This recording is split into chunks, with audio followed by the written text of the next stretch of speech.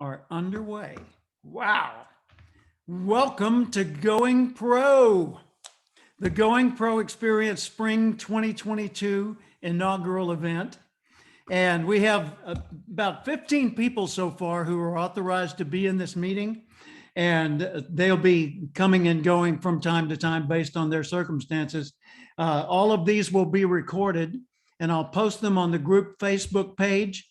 And each of you needs to at least sign up in Facebook so that you've got a little bit of a profile. You don't have to put much information in, but just go there and create one for yourself if you don't have one. And that way you can easily get into our group, which is Going Pro. And you just do a search for me and Going Pro, and I'll also share a link with you on that. And I'll post the documents that go along, the other resources, the other links that are important. I'll post those to our Facebook page. So that becomes sort of our chat room when we're not in a weekly meeting. And I'm just thinking of the various people, there are a bunch of them today who are in automobiles, like Dennis Madden's in his car, and Dickie Halbgewach. Now that's a mouthful. Halbgewachs. His name is Richard Halbgewachs, and he's my pastor, and also a good friend and fascinating guy. And he enrolled in this, so he's in the car today. And now we have the smiling, happy face in the mountain background of Lance Van Winkle. Lance is in Dallas, and that looks like Dallas, doesn't it? No, but we'll let you get by with that. We don't need to get a sneak peek behind you, Lance. Welcome. I had told the group just a little bit about you a moment ago. Thank you. Let's welcome Sergio Navarrete.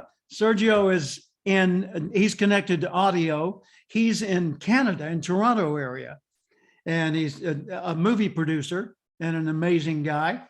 And you can go to sergionavarrete.com and check him out. You'll be fascinated. So we've got Lance Van Winkle, Sergio Navarrete, Laban Ditchburn, Dennis Madden, Lisa Marie David, and moi, Jim Cathcart. And the purpose for this call is Going Pro. Now, what does that mean? Why would I title an event like this Going Pro? And by the way, this is not a seminar where you watch me. There's Sergio. Hey, my friend, good to see you. Welcome. Unmute and say hi to the folks. There you go. Good to see you. It's an honor to be here, and you're a legend, and to be in your presence is incredible. My apologies for being late. I was just speaking to someone in Ukraine who is in desperate need of help and support. So, that trumps everything we're doing for sure.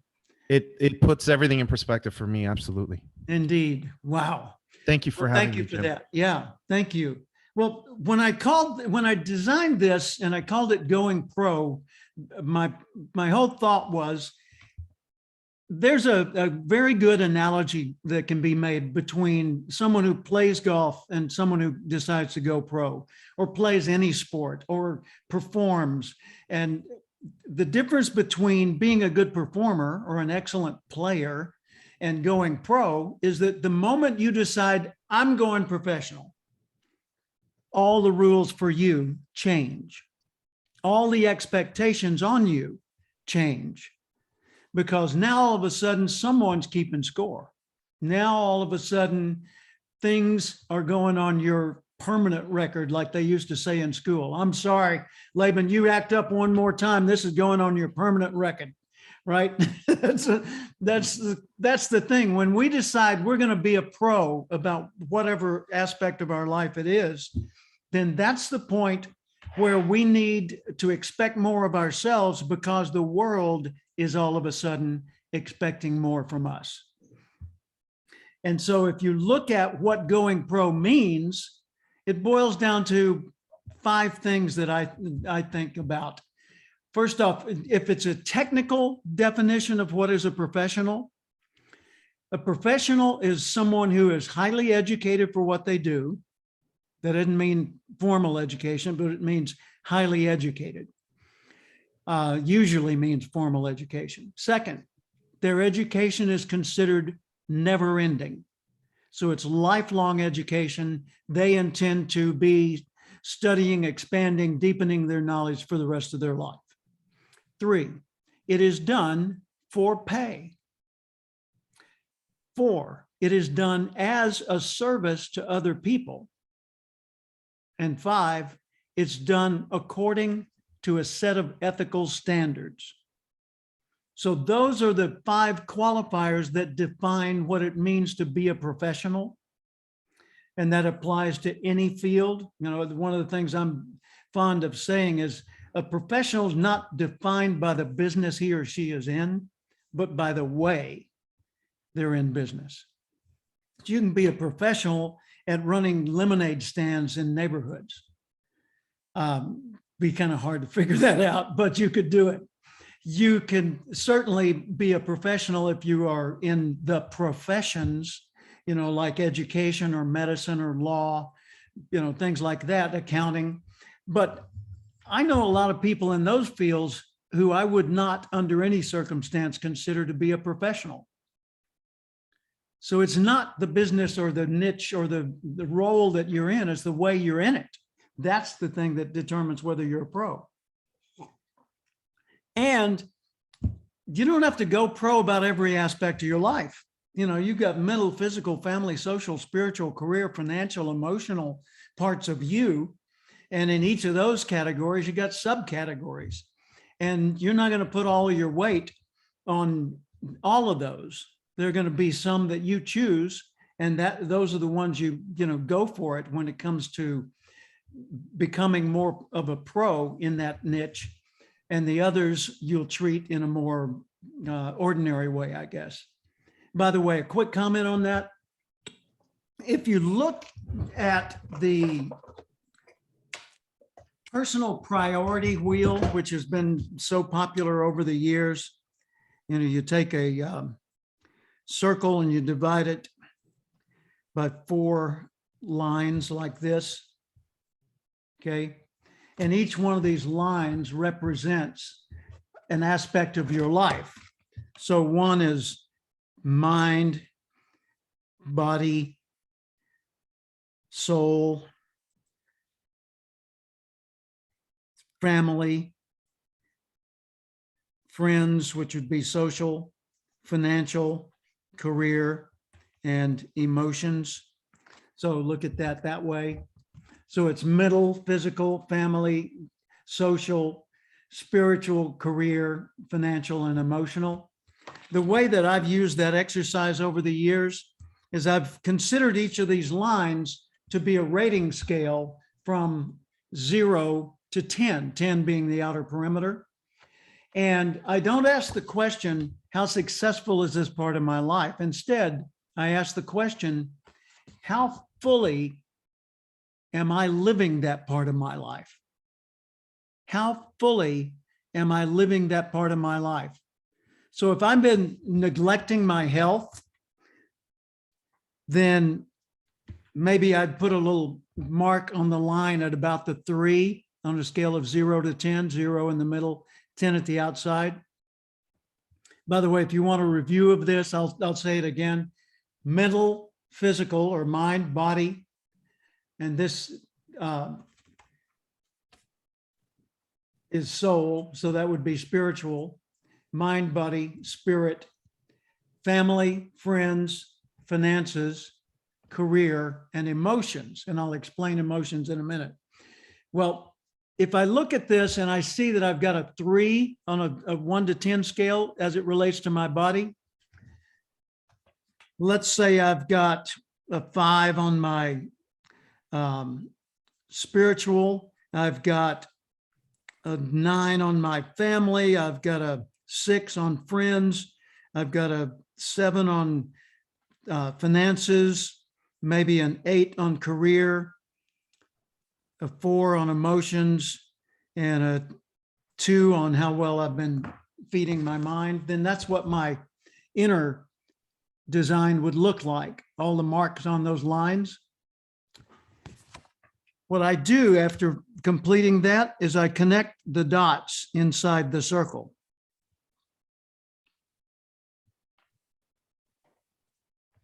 So you can see when I connect the dots, I am no longer dealing with a circle. Now, if I were living fully in all areas, then I'd be hitting 10s all the way around. But as it is, I'm living in this shaded area in the center, and that's what my life looks like. Now, a lot of people say, well, you should live in balance. Wonderful concept, wonderful concept. But you can't exactly live in balance, because that would mean you would take all of you and divide it by 8 and give 1/8 to each area. Or you'd try to go for 10 in all areas at the same time, which would be impossible. Whichever area gets neglected will, what are you showing us, Lisa? Which book? So it's the Acorn Principle, my favorite, on page 24. Okay, in my book, The Acorn Principle, on page 24. Page 24, yep. Good. So anyway, whichever area of your life you neglect will pretty soon take over all the rest. So if my body has been neglected for a while, then there's going to be a point where it gets tired of sitting in the background and says, excuse me, I'm in charge now, we're going to the hospital. Or if I've neglected my mind, then I'm going to find myself feeling like a freshman in a room full of seniors and graduate students because I hadn't been keeping up. Or if I've neglected my finances, then they assert themselves and say, no, I think it's time for bankruptcy. So everybody else just take a seat. I'm in charge, right? So living in balance to me means rotating your attention and your focus from time to time to each aspect of your life in a intelligent and intentional way, so that that part of your life gets the attention it needs before drifting into the need area or deficit area. So anyway, that's something we're all familiar with. We've heard it 1,000 times from various people, but I think it's very useful to do a refresher of that, just to keep it in the forefront of our minds. And I'm going to run through some slides. I'm going to switch to share screen here in a second, and I want to show you some items.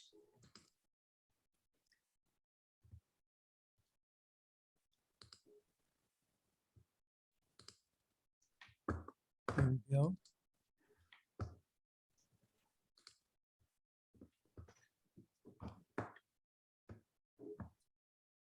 Just a second. Let's see if I can get everything here working the way it's divinely designed to do.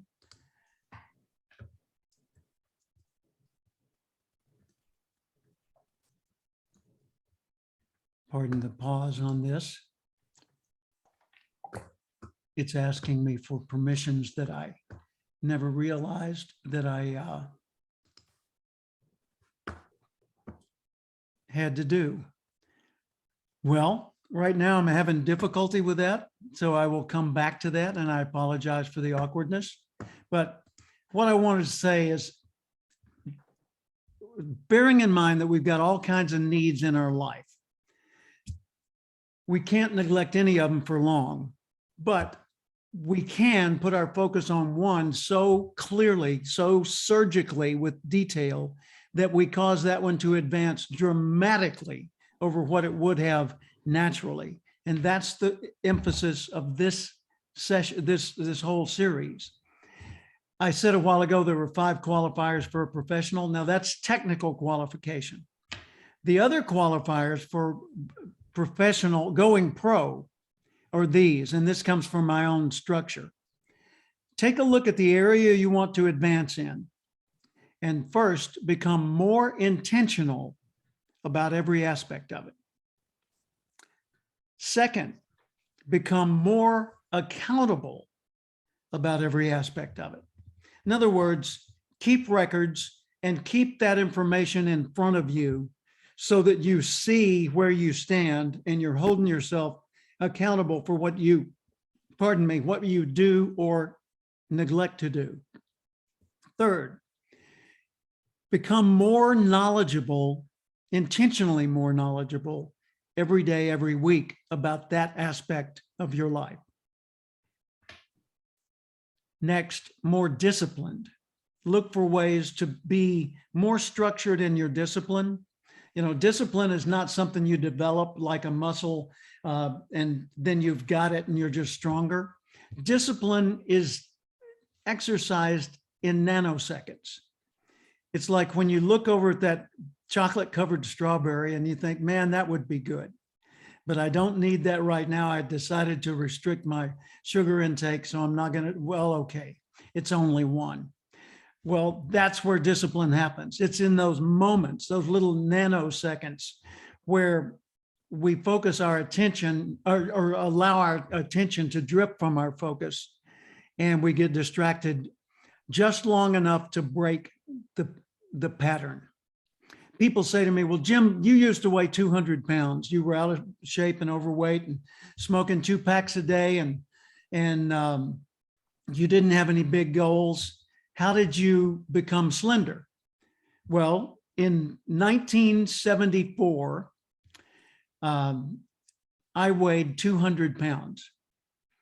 And in 1975, I'd started setting goals and getting my life together, but I still weighed 200 pounds. And I'd stopped smoking, so that was good. But that was not a decision I made moment to moment. That was a decision I made once. My friends said, oh, you're trying to stop smoking. I said, no, I'll never smoke as long as I live. And they said, well, how can you know that? I said, because I'm the guy. And they said, well, that was seriously, Jim, what if it's really tough? I said, then it's really tough. What if you find it horribly painful and, you know, it's really, you know, challenging you? Then I'll go through that. But I've decided I'm a non-smoker. I'll never smoke again as long as I live. Well, that was January 25th, 1974. I haven't smoked since and I never will smoke. Okay, that one, you know, I didn't have to worry about the little day-to-day temptations because they were just part of the pain of growing to become a permanent non-smoker. And so I endured 3 months of misery and then I was permanently off cigarettes.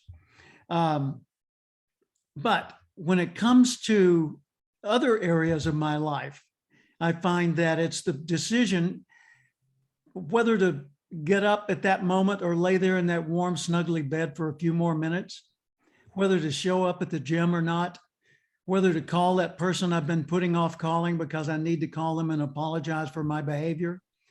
You know, those little moments are where discipline happens. And so I don't have a whole lot more discipline than many people do, but I do have more of an understanding of how to exert and assert and develop discipline. And that's been super helpful. So intentional, accountable, knowledgeable, disciplined, and finally, the fifth aspect of going pro, be more honorable in everything you do. Go for dignity. Go for meaning. Go for being the best person you can be under whatever those circumstances happen to be. I'm going to switch over here for a second. When you look at the category that you want to go pro in relationship, there are 7 levels of going pro, the way I think about it. Here are the levels. The basic level, foundational level is just become competent. Like I've played guitar and sang a lot of my life. I learned in college. I didn't learn a lot, but I learned 4 chords, and that would take me to pretty much any song I wanted to do. So I learned to play, and I played, you know, at parties, and I played in a nightclub for a while, you know, lounge lizard, just sitting on a bar stool with a spotlight on me. And that was good, but I didn't really ever decide to go pro. At age, what was it, like 62, you know, a gazillion years later, I decided to go pro, not full on, but to become a true professional musician and performer. Because I had my speaking career pretty much under control and it was working, but I loved my music and wanted a chance for that outlet. And a friend said, she owned a nightclub. She said, when are you going to come perform for us? I said, how about tonight? She said, no, but come by and talk to our manager and let's book something. Well, I ended up doing 8 years of doing happy hour, you know, the 5 to 8 p.m. time frame, and doing that a few times a month. And when that happened, I had a choice to make. Was I just going to be competent, which I had been up to that point, or was I going to try to become excellent? Oh, yeah, I found it. And so I committed to becoming excellent at my musical performance and my guitar playing. I did not go for a level of mastery that would put me in the room with all the, you know, all the greats. So becoming excellent at it, being able to do some performances really, really well, justified being paid for it, but it wasn't my main career path. So I didn't choose to put my full weight behind that. Fine. Here are the levels: competent, excellent. What's the next one? Mastery. When you achieve mastery, then you are basically an unconscious competent, and you can just go with it. You know, you can just sit down and flow, and it'll be almost good enough for a paid performance just about every time. Well, competent, excellent, master. The next level beyond that is to become a leading authority in your niche. Beyond leading authority is celebrity, then star, then superstar. Now, if you want to be a star or a superstar, your level of commitment to this path is going to have to be enormous, enormous, because it takes everything you've got. I was in Nashville doing the previous Going Pro experience back in November. And one of our guests was a show promoter and producer who does theater performances for key personalities and travels all around the country, booking huge civic auditoriums, you know, with thousands of people and bringing in performers. And he said, you know, whenever someone comes to me and they say, look, I'm really good, I want you to work with me and get me booked, my first question is, what's the most important part to you? And then I'm very careful to listen to that answer, because if their answer doesn't include seeing their name alone on the marquee, then their ambition is not strong enough for me to take them on. There are plenty of other venues for them, but they're not the right one for me. They got to want to be a star or a superstar, because I know that'll keep them up nights and that'll drain every strength resource they can tap. So think about yourself in your niche.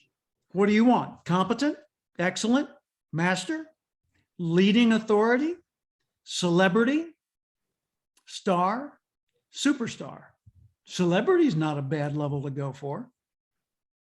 Now, let me give you my example.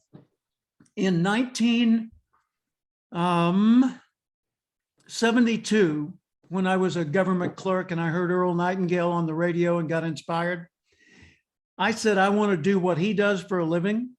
And I thought about it for a few weeks, and I didn't know anything about what he did for a living, but I wanted to be a source of inspiration and motivation for people. And so I started studying fanatically the field of personal development. You've heard my story, most of you. And so I spent 5 years absolutely focused on one goal. And that goal was to become a leading authority. The way I articulated it was I will become a national expert in personal growth by September 1, 1979. So I thought about that in 72. I wrote the goal down officially sometime in the year of 1974. And I decided I was going to devote 5 years to that path. So I became fanatically involved in that field. And 5 years later, I was flying around the country leading seminars, mostly teaching other people's material, but then later my own. And I had achieved that goal. So I set a new goal. I said, I want to be one of the top 10 best known, most admired, and influential people involved in the field of professional speaking and training. Over the ensuing years, with that focus, and I was not going for superstar or star celebrity level, I was going for leading authority. With that focus, I ended up becoming president of the National Speakers Association, ended up receiving the Golden Gavel Award from Toastmasters International. I'm not a member, but that's an award they had given to others outside of the organization, like Earl Nightingale and Art Linkletter and Norman Vincent Peale and Walter Cronkite and people like that. Tony Robbins has gotten it. Zig Ziglar has gotten it. So I achieved that award. I got the Lifetime Achievement Award from the National Speakers Association, what they call the CAVIT. The CAVIT Award, see this statue over here? That's a statue of the founder of the National Speakers Association, Cavett Robert. And they give that award once a year to the person most like our founder. And I was honored with that. So then anyway, it all piled on. The Speaker Hall of Fame, Sales and Marketing Hall of Fame in London, wrote a book. The book did well, wrote another book. Now I've got 23 books once Dennis Madden and I get our book published. It's written, it just hadn't been published yet. 23 books around the world, it translated into multiple languages. One of them was the #2 best-selling ebook on earth in the first year of ebooks. First year of ebooks was 2000, and Net Digital Library came out with 2,000 books for the year 2000 in digital form, and people had Palm Pilots, and they had Rocket ebook readers and all kinds of fancy things that don't exist anymore in order to read these ebooks. And the #1 bestseller out of all the books was Stephen King's Riding the Bullet.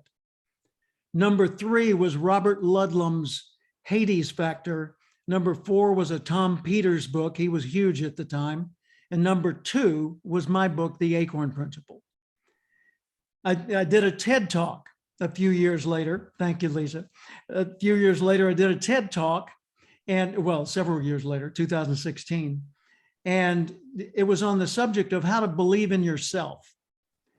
And without any promotion on my part, other than putting it on my website, it's received 2.5 million views.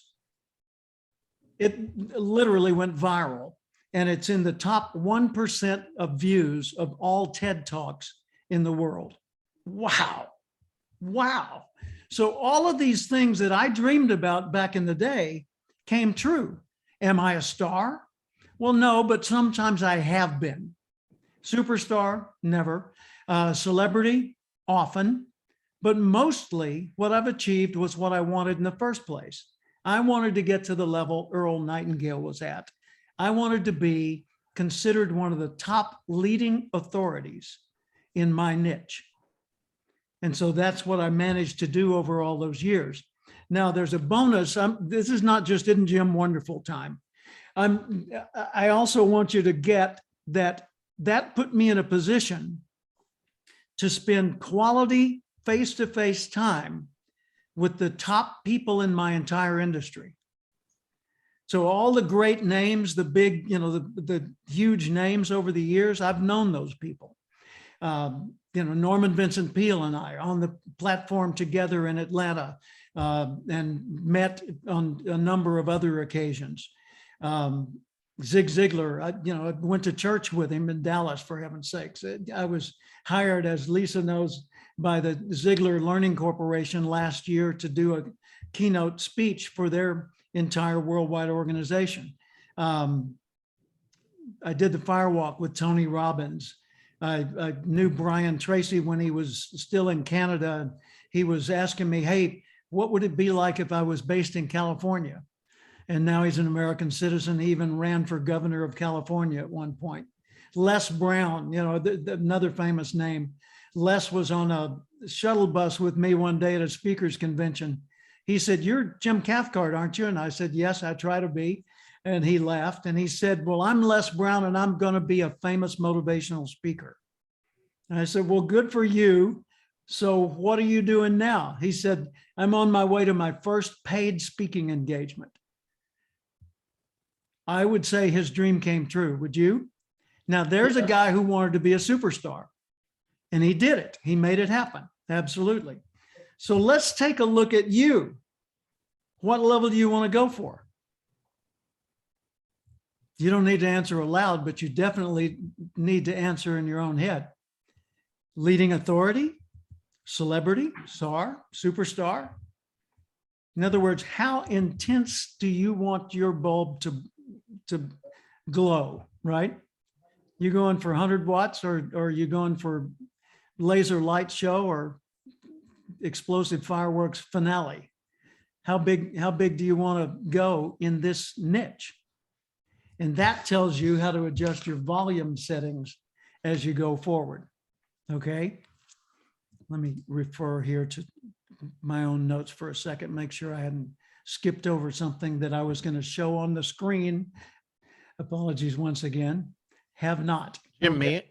may Yes. I ask a question? Absolutely. As you go for your dream and you're super clear on your vision, and you've had that same vision since you were a little kid, Yep. and you go through life as Jim Cathcart, are there moments where you had to deal with the imposter syndrome and just saying like, you know, I'm just a kid from XYZ, you know, and people are telling me I'm so great and I'm a bestseller. Like you're sort of flip-flopping between the reality of the moment and having to negotiate your limiting beliefs. Yeah, absolutely. As a matter of fact, one of the images I was going to show you was the old fat me. I didn't test high in IQ scores. I never was an athlete. I was not a star student. My dad was a telephone repairman. I was not taught to go for the gusto, to dream big dreams. I was told, be a nice guy, you know, do your duty, complete your chores, be a nice neighbor, do your job well, take care of your family, be a good person, and then retire and then die so someone else can come on, you know, because you don't matter all that much. No one said those words to me, but that's the impression I got, that I was allowed to temporarily be on this earth and that I shouldn't mess it up while I was here. Just have a pleasant time, be a good guy, and then get out of the way. So that's what I expected. And then I heard Earl Nightingale on the radio, and he said 1 extra hour every day and in one field, 5 years later, you'll be a leading authority. I thought, well, heck, I did the math. That's 1,250 hours in 5 years. I could do that. And then I had a new question. What do I want to do that at? And it was the field of personal development. But many times over the years, Sergio, I found myself in a room with people I consider to be big people. You are, by the way, big people. Seriously, you are. I mean, I've talked with you. I've looked at your website. I've seen your works. You are big people. Big people is a concept that is always based on, wait for it, perspective. It's 100% dependent on your point of view. So if your point of view is bottom of the stairs, then everybody's going to look like big people and they're going to intimidate you. So it's really, really helpful to remind yourself day to day of the things you've done well, the qualities you have that are highly valued by you or by whomever, of the friendships you've formed. See, well, let me tell you a quick story, and I apologize for taking up so much of the air here. I want to get you guys involved too. And Laban's going to share some ideas with us in a few minutes.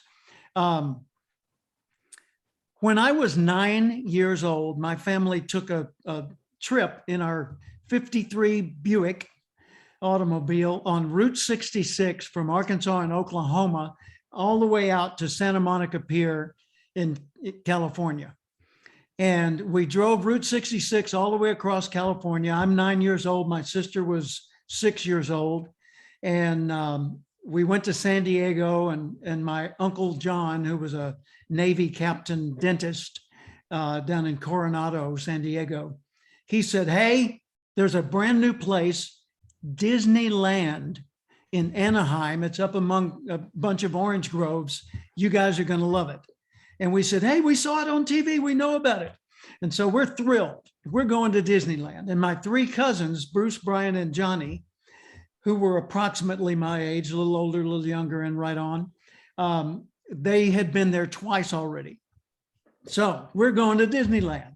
And we drive up to Anaheim and through the orange groves and find Disneyland.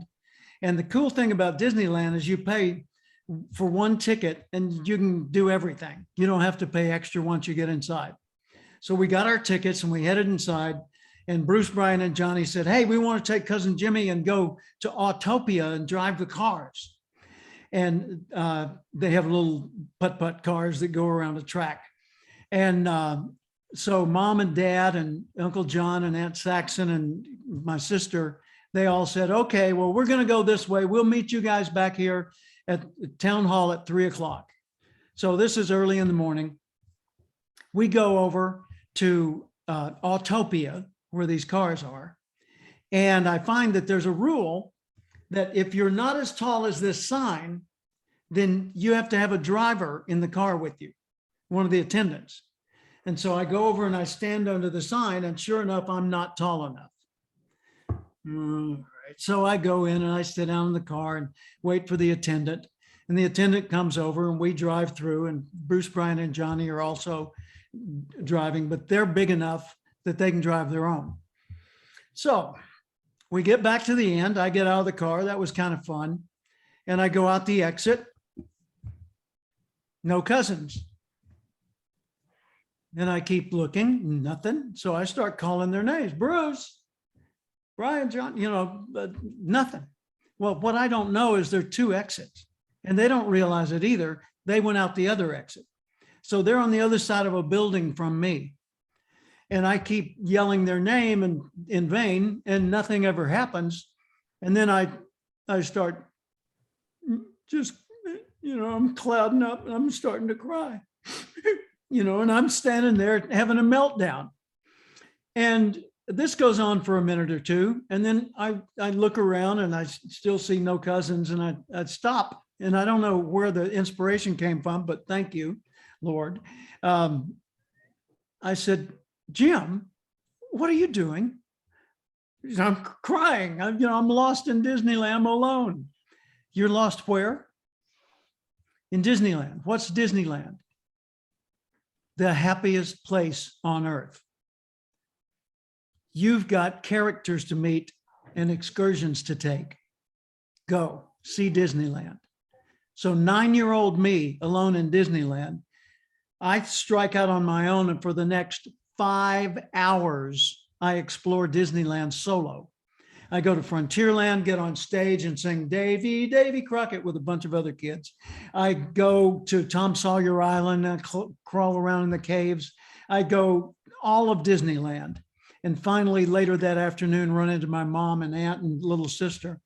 And we connect and go back to town hall at 3 o'clock.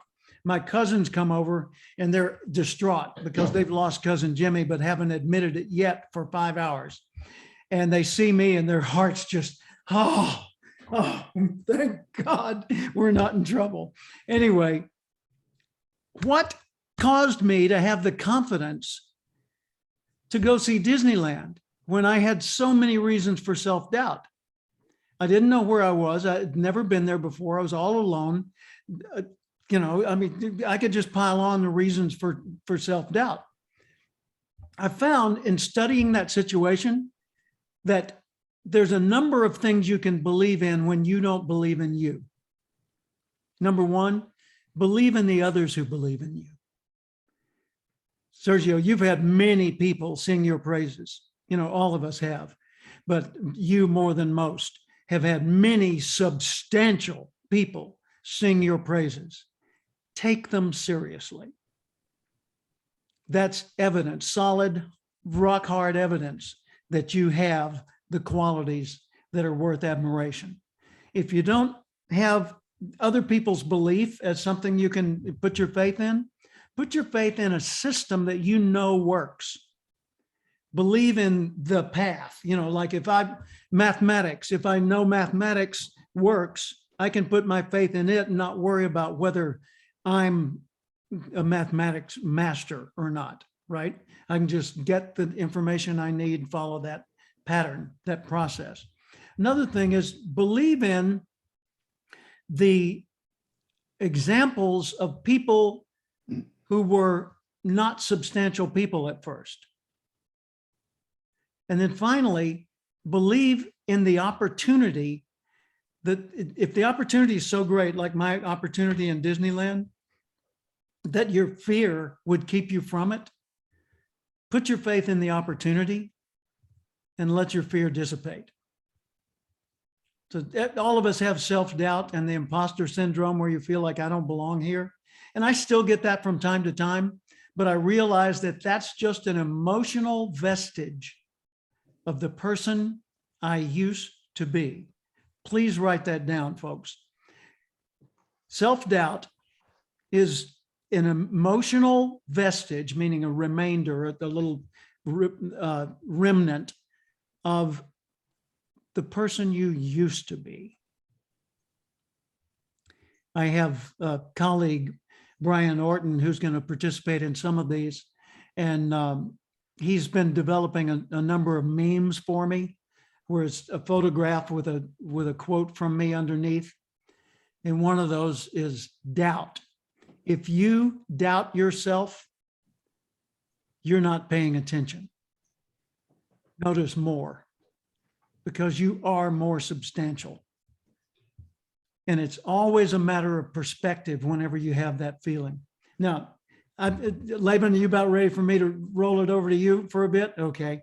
When I met Laban a few days ago, I hadn't braced myself for the force of Laban. Laban Ditchburn is originally an Australian. He's an Aussie, and he's really made a phenomenal success of his life. And he tells his story in this book, Bet on You, which is absolutely a hoot to read. It's fun to read, but it's also inspiring and touching.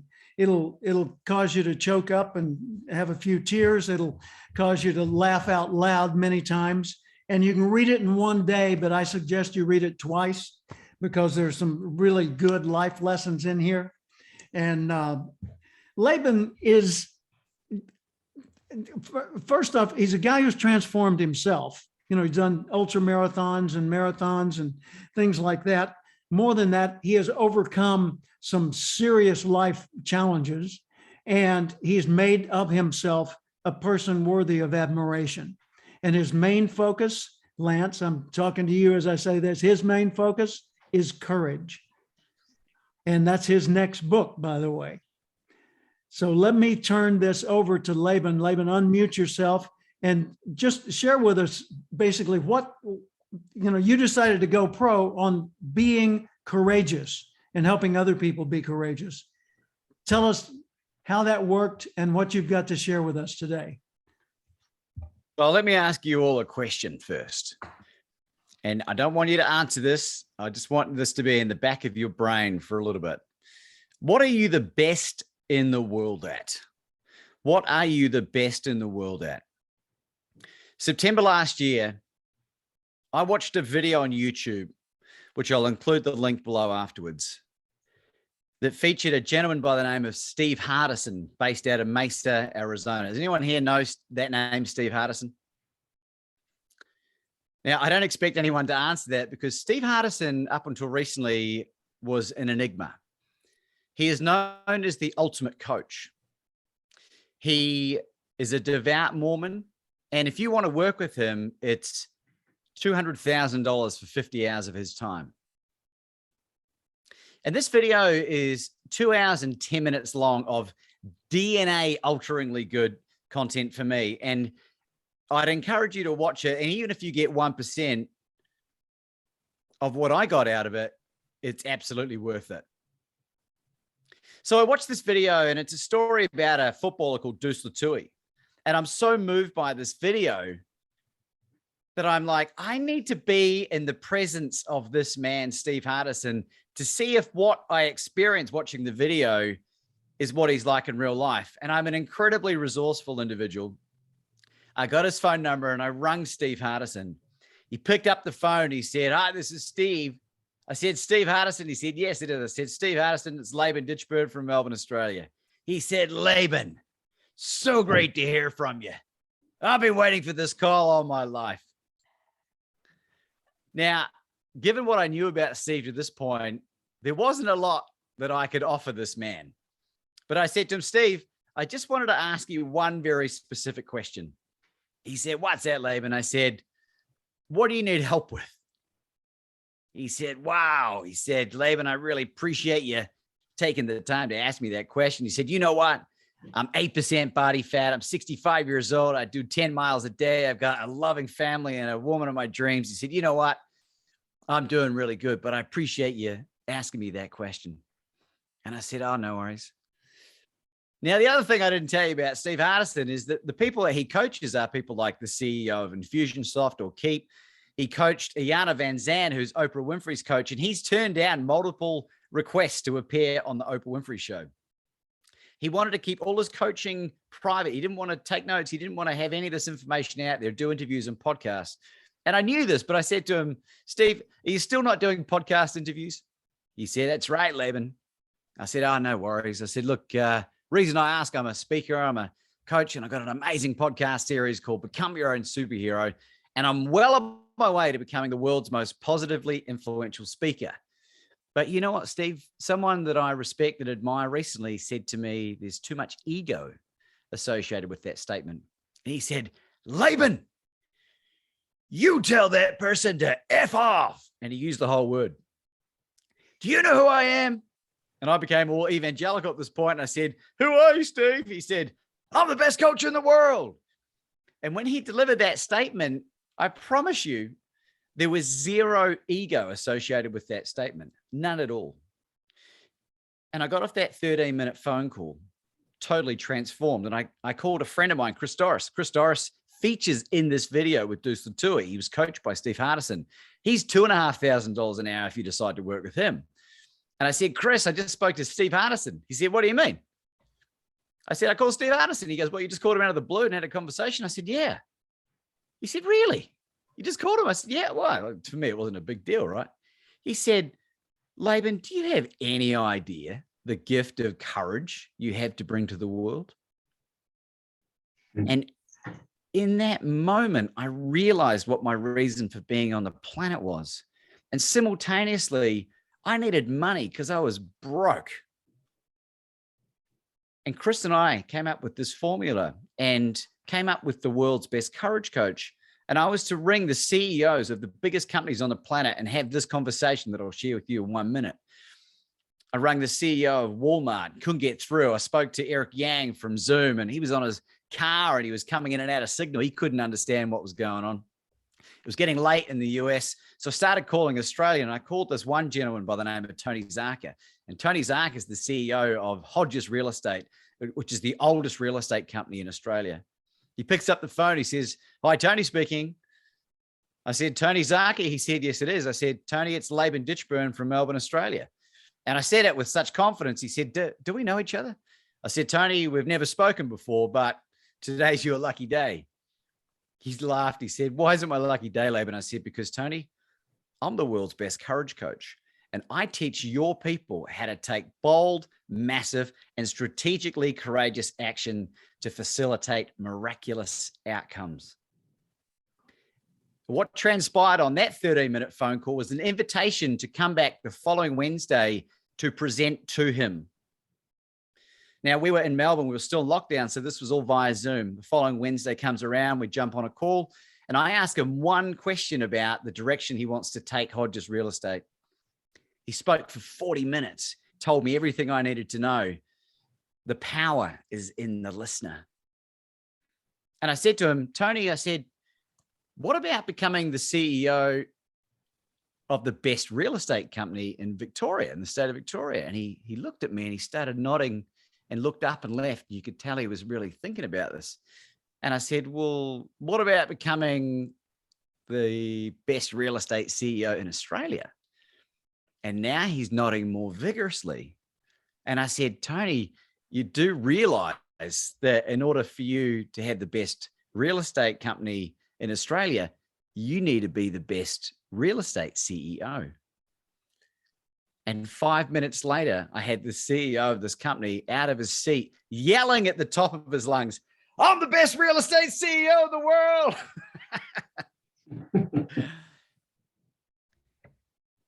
And I pitched $250,000 worth of training and coaching to him with the confidence of 1,000 Spartan warriors. Because at that point, I knew that I had gone pro and I knew that I could play at the top level. And he looked at me. He didn't scoff. He didn't guffaw. He didn't disconnect the call. There'd been no slide deck, no warm introduction, but an outrageous cold call. And I know Jim will talk about the language around that, but I use that for effect only. It was an opportunity to speak to him. He just said to me, Laban, he said, you know what? He said, physically, I do not have the liquidity to make that investment with you right now. But he said, let me see what I can do. Now, whether Tony decides to invest in me or themselves is really inconsequential when it comes to this. And the reason that I wanted to share this with you is that the moment that I made a declaration about becoming the best, becoming professional, becoming the world's best courage coach, it's non-quantifiable and it's intangible. So people can't call me out on it. And so when I ask you, what are you the best in the world at? Make that declaration and watch the world around you completely transform.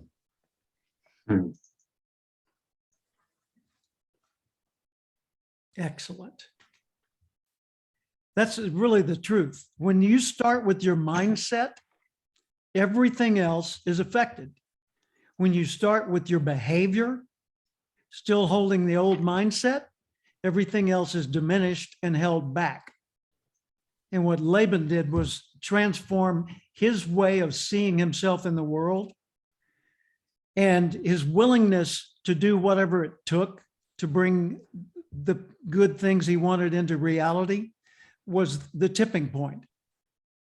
Because there are lots of people that dream big dreams and set big goals, but there are not a corresponding number of people who achieve them.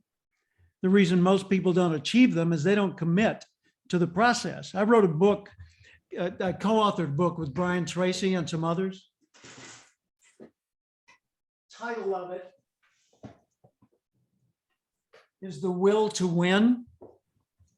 And in The Will to Win, I wrote the signature chapter, which they put at the back, how to develop the will to win.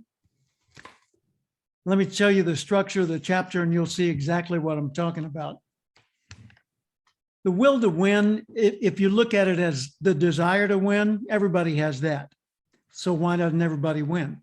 Because they don't have the will to become a winner. This includes the will to prepare, the will to work harder than you thought you had to, the will to change if you need to change yourself in some ways, certainly change your views, the will to resist temptation, the will to persist when it doesn't look like you're getting anywhere, just keep on going, and the will to push yourself beyond just finishing or just being among the others at the finish line and give yourself that extra push to achieve the win. I hiked for 18 years prior to moving to Austin. I was in Southern California, Thousand Oaks. And I was part of a group, we called ourselves the Heartbreak Hiking Fools.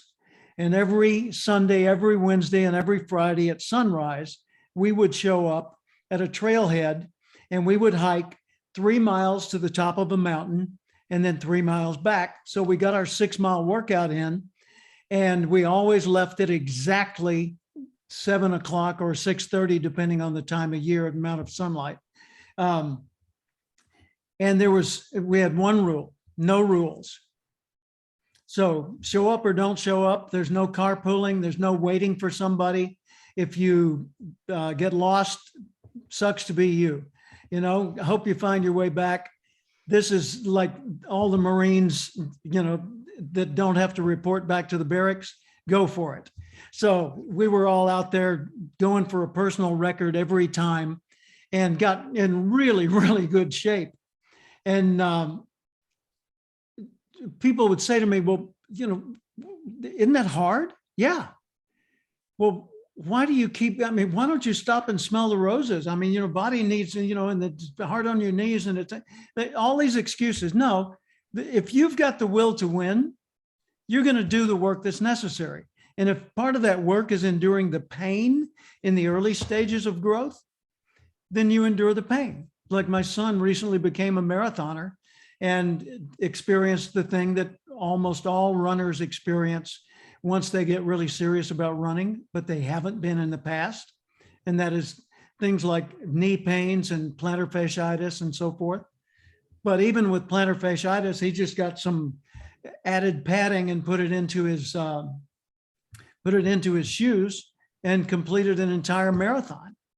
So, you know, it's the willingness to keep going, to do the work, to endure the pain or the discomfort or even the discouragement and still stay the path. That's the will to win. Any of you have some quick questions for Laban? If you do, just unmute and go ahead and ask them. Oh, and by the way, welcome, who's monitoring us right now, Connie Fife. There she is. Connie Fife is my co-creator of Going Pro. She's the owner of Talent Concierge. So she books top talent all over the world and has been a professional speaker herself over many years and a corporate CEO in the past. So just a cool friend to have and a great colleague. So hi, Connie, welcome. Hi, how are you? Just popping in to say hi. Good. Hope it's all going well. Yes, it is. Well, you're all in good hands with Jim Cathcart. That's all I want. That's all I have to say. Amen, Connie. Amen. How you doing? I appreciate that. Laban, I guess I have a curiosity about a little bit about what brought you to that point about being the best courage coach. What were the challenges that you met in life that really, you know, if you could share with us, if you're willing to share with us, that kind of brought you to, man, I've got to throw, it's 4th down and 30. I've got to throw it in the corner of the end zone. Bottom line is I got to get it done, period.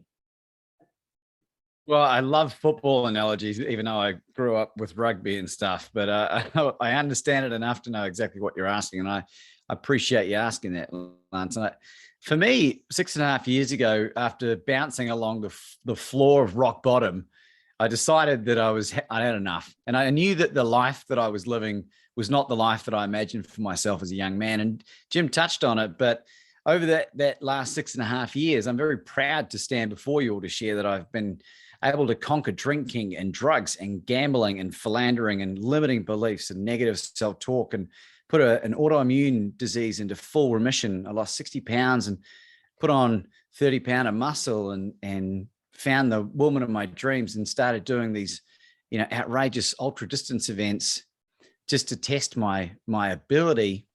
And that it all really started from courage. And I, you know, for the last 2.5 years before coming across this world's best courage coach, I knew what it is that I wanted to do and the impact that I wanted to have, but there was no clarity. And the beautiful thing about making that declaration of the world's best courage coach, which is nothing to do with ego, I promise you that. It's the declaration that I make every morning when I wake up. How would the world's best courage coach conduct himself? I learned recently that most human adults, unless they're experts or passionate about the subject, comprehend life at a second grade level. And it blew my mind. And by declaring myself the world's best courage coach, it gives other people clarity to understand what it is the heck that I do. Because all of us here wear so many different feathers in our cap. And would used to say to me, Laban, what do you do? Oh, I'm a speaker, I'm a coach, I'm a podcaster, I'm a runner. Like, it's too much.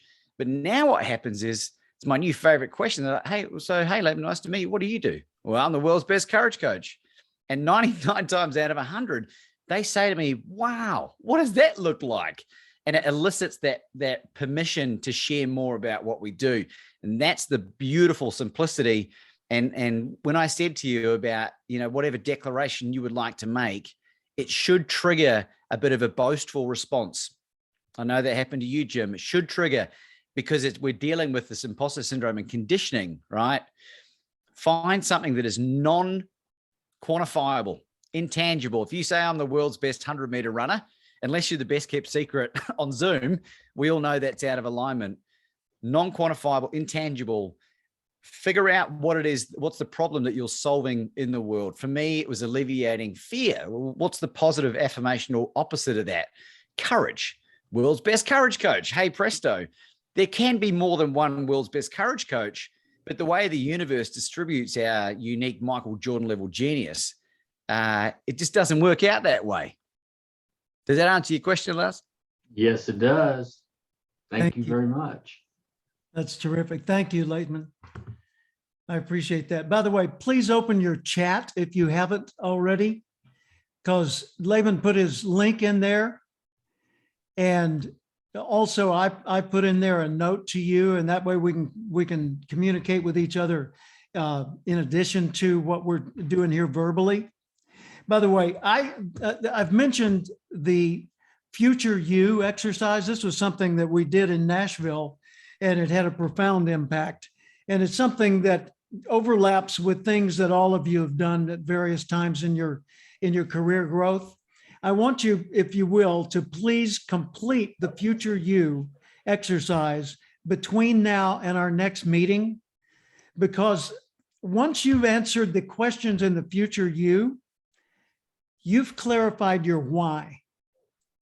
And once you are clear on your why, then the what and how of making that why a reality become much more clear. And everything we do as we're going through these 8 sessions and the mastermind event will be made more meaningful to you through this exercise.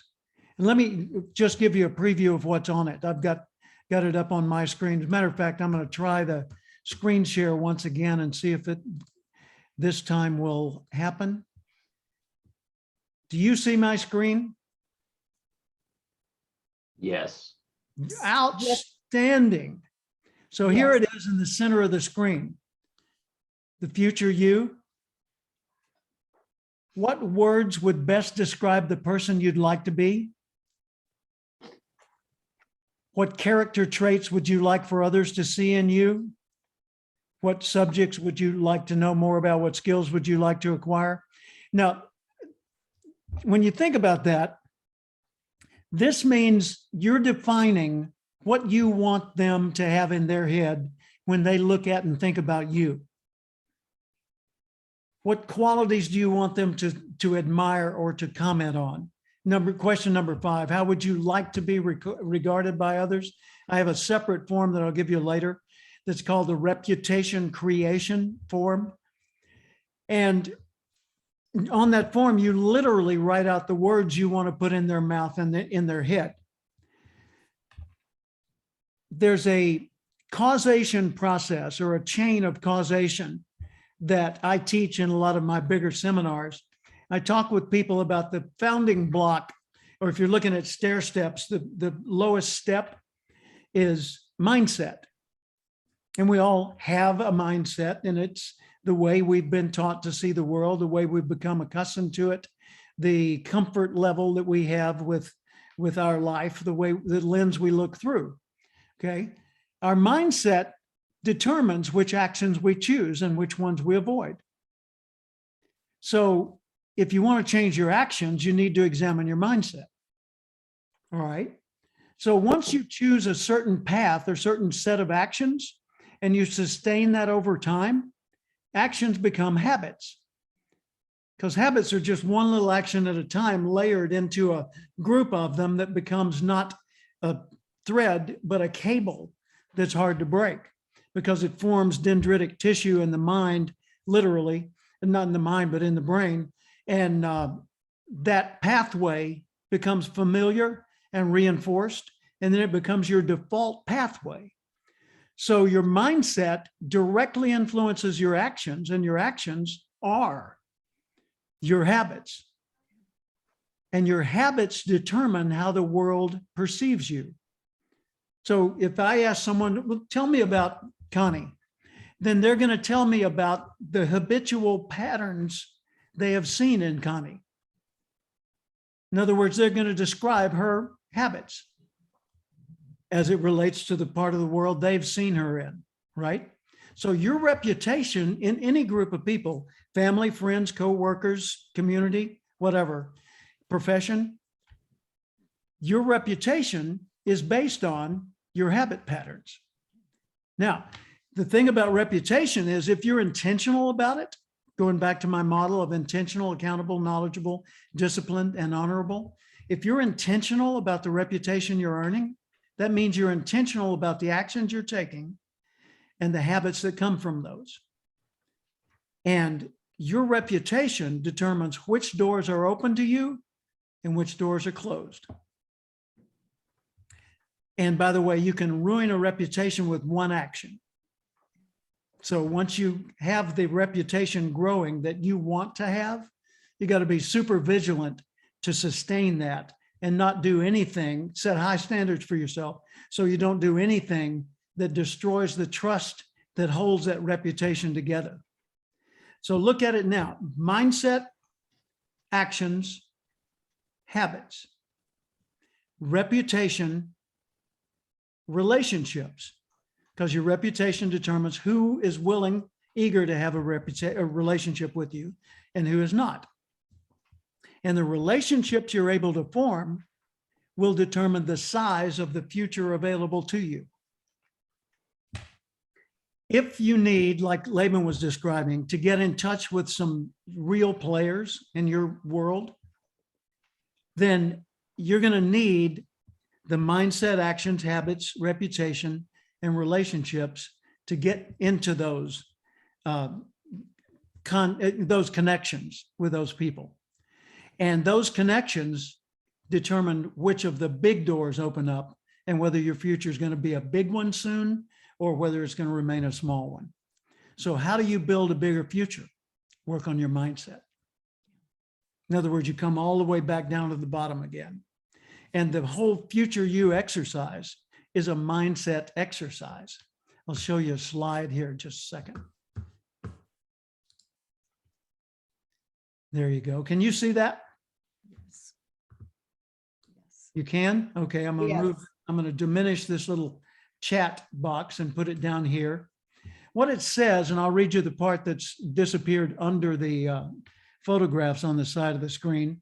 It says, Daniel Burris, a good friend of mine, he says, people don't know what they want until they know what's possible. That's pretty.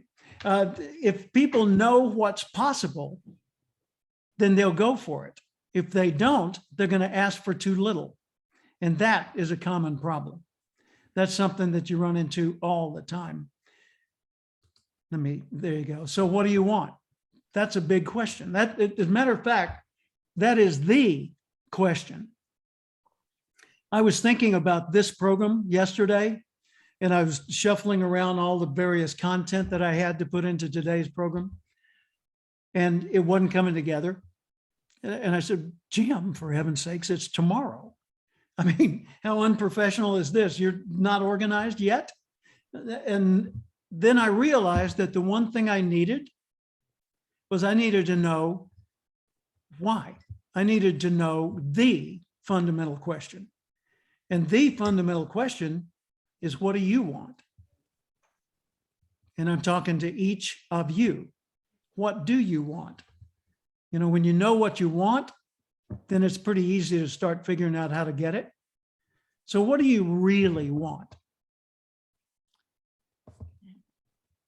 On the future you exercise, and let me escape here for a second so I can get back to that. Future you exercise, it's got, you know, what character traits do you want, what subjects you want to know more about, skills, etc. In what places do you want to feel at ease and accepted and comfortable?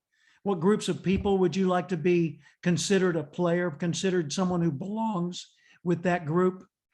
And then what about your bucket list? What are the experiences you want in your life and career as it relates? By the way, everything I'm saying is as it relates to this particular path that you're choosing to go pro.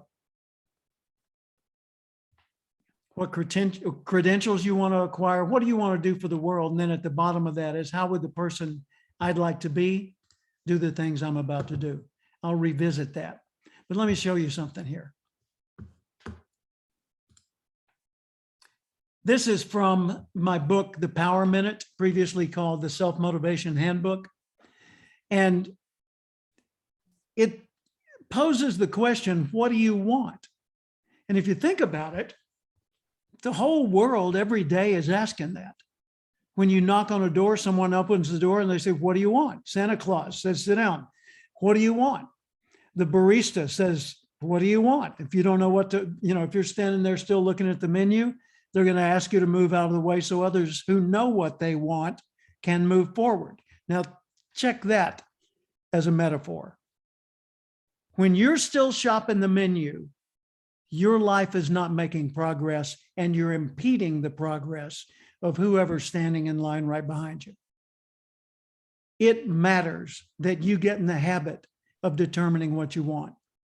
One time, several years ago, well, many years ago, when my son got married, as a matter of fact, we were living in La Jolla, San Diego, California, and we were going to our son's wedding, and it was in Santa Barbara. So relatives came in from all across the country. We had them stacked on top of each other, staying in our house and nearby hotels. And then we caravanned up to Santa Barbara for the wedding. We came back home. We're at my house, and I'm just about to suffer from human contact overload. You know, everybody's got a tolerance for human contact, and you can tell it at the airport when you're standing in line to check in and there's a whole bunch of people in line. Look at the gate agent who's doing the check-in, and you can tell when they reach the limit of their tolerance for human contact. It's when they go from being a welcoming, cooperative person to being a barrier to travel. And everybody has a level of tolerance for human contact beyond which they need to withdraw and recharge, because if they don't, they'll get irritable and be difficult to work with. And I knew that in me. I'd recognized that pattern. Thankfully, someone else made me aware of it early on so I could be conscious of it.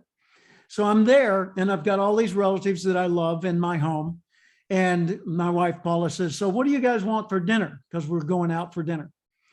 And they, of course, they don't live there.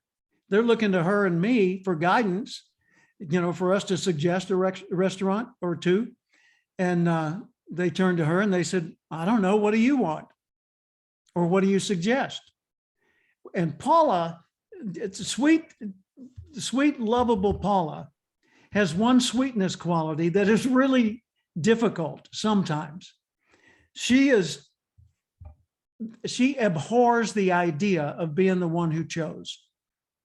She does not want to be the one making the decision for the group, even though the group wants her to do that in some cases. And so she said, well, I don't know. Well, what about you, Sam? What do you want? Well, I'm not in the mood for anything in particular. I'm flexible. Well, okay, then Jenny, how about you? And so she's going around the room and getting nothing back. And I said, I'm in the mood for barbecue. And she said, well, let's not presume that our wishes are going to dominate. And I said, well, let's do for the moment. Who else wants barbecue? 3 hands go up. Anybody object to barbecue? Nope. Good. We're having barbecue. Now, had that not happened, Paula's default position was going to be, well, I'll just look in the cabinet and see what we've got for leftovers. No. You and I need, and the world wants us to define what we want. And when we develop the habit of becoming clear on and articulating what we want, because if you don't say it so that others will know it, how are they going to help you get it? And everybody loves helping. You know, I've asked a lot of people in goal setting sessions over the years, what do you want to do? I just want to help people. Well, good, but you're going to need to be wealthy if you want to help a lot of them. So let's talk about what you can do to help people that'll help make you wealthy. Oh, I hadn't thought about it that way. Okay. And so then we get focused. But the world wants to know, what do you want? And once you know it, then you're good to go. So what's success to you? Is it money? For a lot of people it is, but it's actually, money is a tool. Someone asked me once, what is money to you? I said, permission slips. What do you mean? It means with money, I can join the club. I can go to the show. I can take the ride. I can buy the item. It's a permission slip. Never thought about it like that. To some people, money is validation that they're a cool person, or that they're important, or that they've overcome, or whatever. Well, money's part of it, you know, but money's just a vehicle. So is it lifestyle? Do you want to, you know, this is my life. You want to do all these wonderful things, go around the world and ride a motorcycle through the Alps and climb mountains in the Canadian Rockies and play rock and roll on stage and go sailing in the Caribbean and, you know, all that kind of stuff. Well, cool. Great goal. But why? Just because it's fun? That's kind of like saying my goal is sugar. Yeah, but what about the nutrition? What about the meat and the minerals and vitamins that you need? Where are you going to get that? It won't come from just fun. You know, what about this? This is Taylor Swift. Her world tour was named after the year of her birth. It was the 1989 world tour. She generated over $250 million on that tour. And look at this audience, this absolute mob cheering and screaming and hanging on her every breath, not just words, even facial expressions. They were there for that, to see Tay-Tay, right? Now think for a minute. Did this come across or come about because she was a good singer? No, she's a good singer, but that's not what did it. Did it come because she's a good songwriter? No, but she's a good songwriter. How about because she's cute? No, but she's cute. Then what made this happen? Think about that. What would cause a $250 million, you know, just absolute celebration of superstardom like that to occur? You could be competent, excellent, a master, a leading authority, a celebrity in your field. Now we're talking star and superstar. Somebody before all this began decided they wanted to make this happen. It may not have been Taylor Swift. It might have been her parents, her manager, a team of people, but someone made the decision in advance to create an experience of this magnitude. So when you're thinking about the future you, what do you want to make happen, and why is that important to you? This is what I wanted to do. I wanted to be a leading authority in the field of personal development. So I got 23 books. I've delivered 3,300 speeches. I've received literally every major award given to professional speakers on earth. I've been president of the National Speakers Association, delivered paid speeches in all 50 US states, most provinces of Canada, except for the Yukon, and all around the world, 10 times to Australia. Thank you, Laban. Been to China, 23 major cities in the last few years, speaking to thousands of people. Oh my gosh. And some of them looked like that, you know, but not quite that large, but thousands nonetheless. And it came about because I decided the way I was going to do all this was I was going to practice what I teach in the Acorn Principle. Your greatest and fastest and easiest successes will always come from what's already in you. What's already in you here today. So I needed to discover, what is my nature? What qualities do I have so that I can take all this and say, Jim, what this means to you is, here's your why. By the way, this quick story on this is me in Bogota, Colombia at the Fundación Oportunidad, the Opportunity Foundation. They take kids from the barrio, kids who live in dangerous circumstances with crime and abuse and daily threats to their lives and malnutrition and poverty and all the things that go with it. They take those kids, put them in clean uniforms, bring them here for the day, and teach them and feed them and nurture them and celebrate them. And you can see the joy on those faces, knowing what they probably had on their face the night before at home. Quite a profound difference. And I was in town in Bogota to deliver a keynote speech at the foundation's fundraiser. And they said, you cannot speak until you've been to the school. So I went to the school, and you can see it was absolutely wonderful. My speech that night was twice as powerful as it would have been otherwise. When you find meaning in what you do, you increase the amount of value you bring to what you do. When you find meaning in what you do, you bring more value to what you do. So, what kind of future do you see? When you think about the future you, it matters a lot what kind of future you see in your head. So that's why that exercise is so important. And as we're going to go through a number of exercises, let me read over the list here for you. The future you is one of them, obviously, and the reputation creation is another. And then there's an exercise that we're going to do that's what one thing. So we're going to take your chosen path that you will have talked about and shared about, and define the one, or identify the one aspect of that you could focus on for the next 5 years that would absolutely transform your life.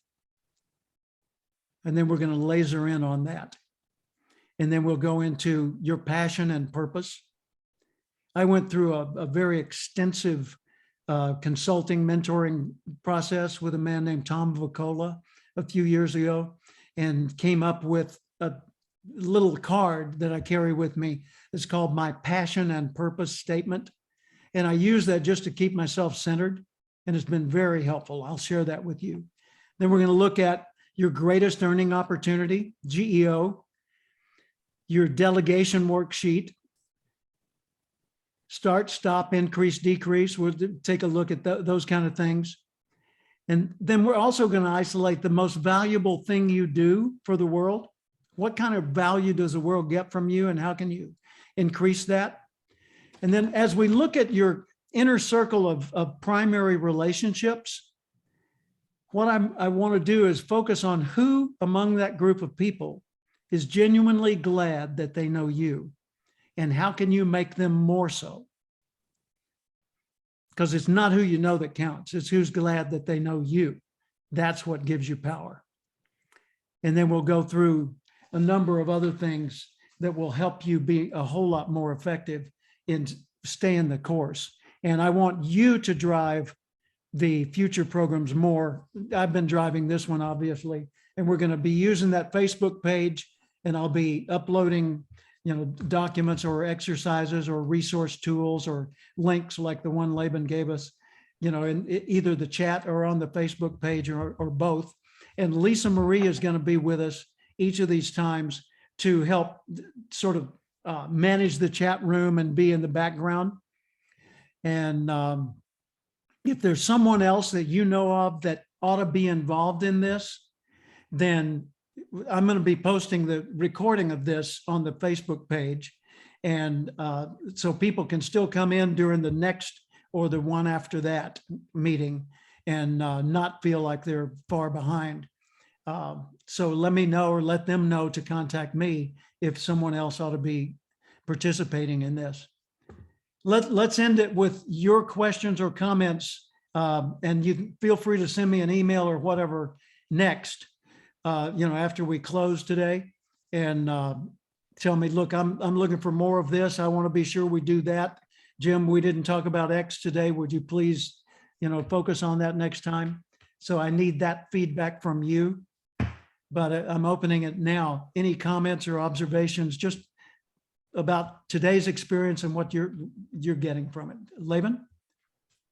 First things first, Jim, and Lisa Marie, I really just wanted to acknowledge my gratitude for inviting me to be involved with us today. And the thing I love about what you're sharing is that it's not the first time that any of us have ever heard this. Right. It's because it's repeatable and it works, right?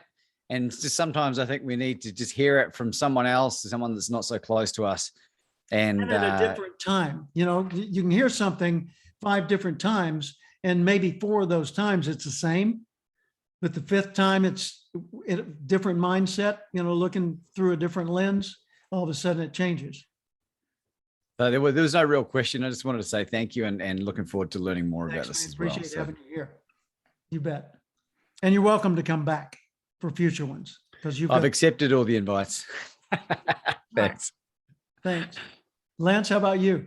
I was just going to say that the one thing that really stuck out to me today is part of what you and Laban had talked about is you make the statement that I'm the world's best courage coach, and the universe around you starts to shift as a result of you having the, let's just say, faithful confidence that you can execute to that, 100% of the time. That's like tuning to a particular radio frequency. All of a sudden, that message starts coming through your speakers. So, and I was going to take it one step further is that this is where I believe that, back to your point about natural abilities, and this is not tooting my own horn, we every year do a fly-in to Washington, D.C. to talk to our congressional representatives, whether it be senators or House of Representatives. And oftentimes we're in a room of 50 people and somebody else is told to lead that discussion, and the comment will come up. So what is the topic of the day? What do we want to talk about in terms of, immigration or whatever legislation they're trying to push? And I always step up to the plate most times because I know the material. I know what we need to drive to it. And so having an acumen to be able to do that and grind that through and clearly communicate that, I've seen that in action. And this is where I really appreciate all of you, and you too, Jim, that to only support the confidence that I need to become a master at what I'm wanting to achieve as a professional speaker or leading authority. Thank you, Lance. Sergio, Thank how you. about you? The biggest takeaway for me was just that it's helped give me the courage to re-fall in love with my passion, my gift, and have the courage to dream again. Because, you know, over the last 3 years, admittedly, some cynicism has set in, and some limiting beliefs, Mhm. you know, are kind of taken over the driver's seat for a bit. But I'm super excited to dream again, and to re-engage with my romance with cinema, and with you know, just what I do, And with storytelling, yeah. storytelling. By the way, look often at the distance you've traveled. Look how far you've gone in your field, and how far, how immense that gap is. And most people would love to be in a position like yours, but they don't think there's any way on earth it would ever happen. You're one of those privileged few, and you made the privileges happen. Some of it was luck, but a lot of that was you being ready when the time came. It's like I was speaking to the Toastmasters International the night they gave me the Golden Gavel Award. I said, if the opportunity arrives and you're not ready, it's not your opportunity. Somebody else gets it. So get ready when you don't even know what you're getting ready for. Increase your readiness for a multitude of things, so that whichever one of them happens, you're at least prepared to grasp that one and tackle it. Otherwise, you're waiting for the opportunity to tell you which skills you're going to need, like within an hour. I say, develop the skills now. If you know you're going to be traveling, learn at least one language besides your own, right? If whatever, you know, we could go all day with analogies, but Lisa Marie, you're on deck. Comments, observations. We got a lot of mileage together, so love to hear from We you. got a lot of mileage together. You're right. But the one thing that stood out to me was when you were talking about how do you regain confidence, because we all lose confidence. And you said, believe in those others that believe and encourage you, because you do that for me a lot and remind me you do. And I really appreciate it. And Sergio, I wanted to share with you that I also had a really good experience last December and received a letter of acknowledgement that was glowing. And when I read it, I'm like, wow, was she really talking about me? So I taped it up on my computer. So when I am losing or doubting, I'm like, let me read that letter again. What did she say about me? So it does help a lot. So It does. In the National Speakers Association, we call that a hero letters. Hero letter, and we develop a file of those. Hopefully you have more than one to add, you know, and over time you can go back, and anytime you're feeling a little bit low, or you just want to pick up, you know, treat it like a cup of coffee and review your hero letters. And don't discount what the other people say. Yeah. Because if they went to the extent of sending it in an email or a written message or whatever, then that's pretty serious feeling. And that's kind of like if you're doing customer feedback in your company and you hear bad news from one of your customers. Well, there's a percentage of your customer base that feels just like that.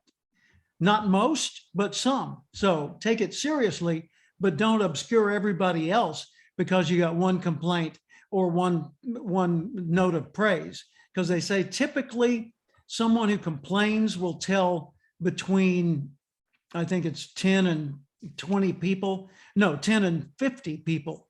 And someone who praises you will praise you first in their head, and then they'll express it to somewhere between 1 and 5 people. So the ratio of negative to positive is not based on what's in there. It's based on the propensity to share it. And the negative gets shared more than the positive, even though the positive's out there. So you are absolute winners in my eyes. So I feel like I'm among giants. So great. And I will see you next week, and I'm available in between, you know, drop me an email or text or something with whatever you might need or want me to know. And I will see you Thursday. Oh, by the way, if you want to move from Thursday to Friday, I can do that. I had a couple of people request that.